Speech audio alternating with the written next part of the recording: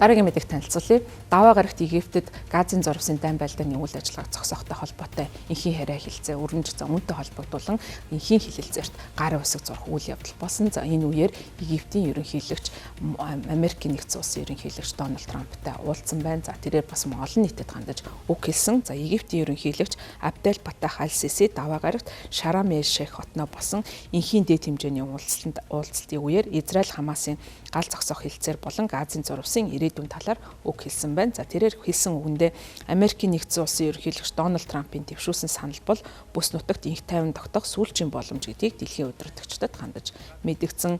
Дэлхийн удирдагчид Египтийн амралт жуулчлалын хот болох Шарам эль-Шейх хотноо босон энэхүү дээд хэмжээний уулзалтанд цугларч Палестины нутаг дэвсгэрт 2 жил гарын хугацаанд үргэлжилсэн Израилийн давталгааныг зогсоох, за мөн балгас болж хоцорсон хорооллуудыг сэргээн босгож газын зурвасад дайн зогсоох хэлцээрийг дэмжин оролцсон байна. За яриа хэлцээрт Йорданы хаан Абдулла, Туркийн ерөнхийлөгч Режеп Тайип Эрдоган, Катарын эмир Шейх Тамим Аль Хамад Аль Тани, за мөн Францын ерөнхийлөгч Их Британий ерөнхий сайд зэрэг дэлхийн 20 гаруй орны удирдагчид оролцсон байна.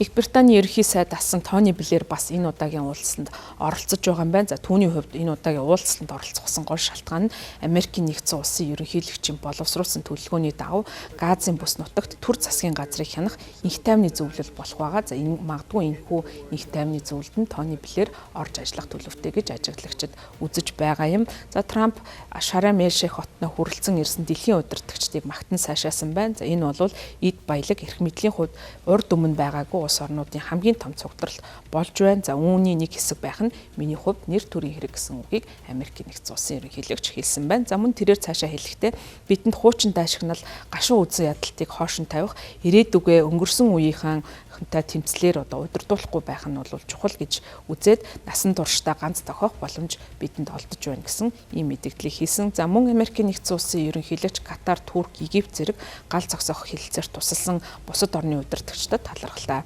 илэрхийлсэн байна. За Трамптай хамт 3 улсын удирдагчид Израиль Хамасын хооронд гал зогсоох хэлэлцээрийн эхний үе шатыг баталгаажуулах баримтчигт гарын үсэг зурсан байна. Европын холбооны зүгээс энэхүү үйл явцад бол ихээхэн оролцож байгаа. За тэдний зүгээс шилжилтийн засгийн газар сэргээн босголтын үйл явцад хувь нэмрээ оруулж, за тэр дундаа Палестины эрх баригчдад үзүүлэх дэмжлэгээ өргөжлүүлэх замаар шудраг бөгөөд доктортой инх тайвныг цогцлооход хувь нэмрээ оруулна гэж мэдгдсэн. За мөн энэхүү бүс нутагт 2 улс оршин тогтнох энэ шийдлийг дэмжиж байгаагаа Европын холбооноос үзсэн мэдэгдэж байгаа. За тийм учраас Европын зөвлөлийн ерөнхийлөгч Антонио Коста бол энэхүү зүйлийг бол олон нийтэд хандаж мэдгдсэн байна. За мөн энэ үеэр Египтийн ерөнхийлөгч аль-Сиси хэлэхдээ Трамп тус улсын иргэний хамгийн дээд шагнал болох Нийл мөрний одонгоор бас түүнийг шагнасан болохыг олон нийтэд хандаж мэдэгдэж шагналыг гартуулсан байна.